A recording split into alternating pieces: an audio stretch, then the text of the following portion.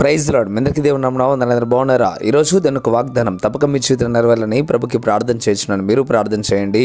యెహోవా యందు నమ్మకించు వారిని కృప ఆవరించి ఉన్నది. కీర్తన గ్రంథం 32వ అధ్యాయం 10వ వచనం. ప్రేమికులారా, దేవుడి ఉదయకాల సమయంలో నేరుగా నీతో మాట్లాడుతూ ఉన్న మాట, దేవుని యందు ఎవరైతే నమ్మకం ఉంచుతారో వారి మీద దేవుని కృప తప్పక ఆవరించి ఉంటుంది అని చెప్పడం ప్రారంభిస్తూ ఉన్నాడు. అయితే ఒక మారు ఆలోచించండి, ప్రభువునందు మీరు విశ్వాసం ఉంచుతున్నారా? దేవుని యందు నమ్మకం ఉంచుతున్నారా? ఒకవేళ నమ్మకం ఉంచకపోతే దేవుని కృప మన ఎడల ఉండదు. దేవుని కృప మన ఎడల లేదు అంటే మన జీవితంలో దేవుడు ఎటువంటి కార్యాలు చేయడు అనే విషయాన్ని మనం ఖచ్చితంగా గుర్తుపెట్టుకోవాలా. బైబిల్ లేఖనాల్లో ఈ విధంగా రాయబడుతూ ఉంది, కృప లేకుండా ఎవడు ఏ నరుడు బ్రతకలేడు అనే మాటలు తెలియజేస్తూ ఉన్నాడు. నిజమే, దేవుని కృప ఎంతో అవసరం. దేవుని కృప లేకపోతే మన జీవనం కూడా సరిగా సాగదు.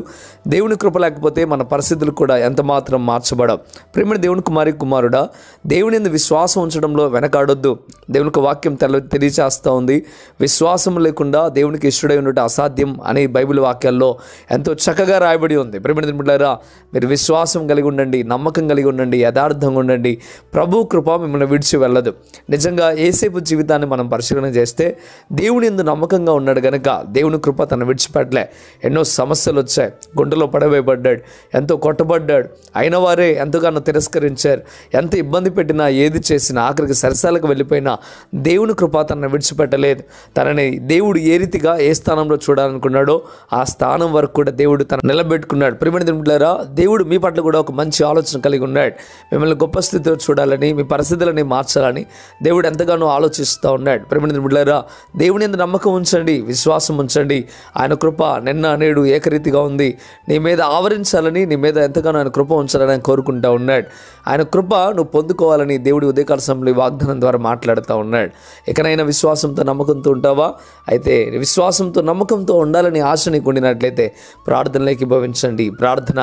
పరిశుద్ధుడా, గొప్ప దేవుడా, మీకు లెక్కలేని స్తోత్రం నైనా. అయ్యా నీ బిడ్డలనైనా ఎంతవరకు వాగ్దానాన్ని విన్నారు? విన్న వాగ్దానాన్ని ప్రభువా నమ్మకంగా, విశ్వాసంగా హృదయంలో చేర్చుకోవడానికి సహాయం దయచేయండి. నీ కృప పొందుకోవాలి అంటే తప్పక నీ యందు నమ్మకం ఉంచాలని మీరు తెలియజేస్తూ ఉన్నారు. నీ బిడ్డలనైనా నీ కృపలో వర్ధిల్లుటకు సహాయము దయచేయండి, బలపరిచి స్థిరపరచండి. ఈ వాగ్దానం తప్పక వారి జీవితంలో నెరవేర్పు కలుగు చేయమని యేసయ్య నామములో అడివేడుకుంటున్నాము తండ్రి. ఆమేన్, ఆమేన్. ప్రియమిత్రులారా, ఈ వాగ్దానం ద్వారా ప్రభు మీతో మాట్లాడినట్టయితే తప్పక వీడియోని లైక్ చేయండి. అంతేకాకుండా కృపా టీవీ ఇండియా యూట్యూబ్ ఛానల్ ఇంతవరకు సబ్స్క్రైబ్ చేసుకోకపోతే ఎక్కడైనా మీరు సబ్స్క్రైబ్ చేయండి. ఈ వాగ్దానాన్ని మీరు అనేకులకు షేర్ చేయడం ద్వారా సువార్త ప్రకటించిన వారు అవుతారు, అనేకులను బలపరిచిన వారు అవుతారు. ప్రియమిత్రులారా, దేవుడు ఎంతగానో మిమ్మల్ని, మీ కుటుంబాలను దీవించి ఆశీర్వదించును గాక. ఆమేన్. God bless you.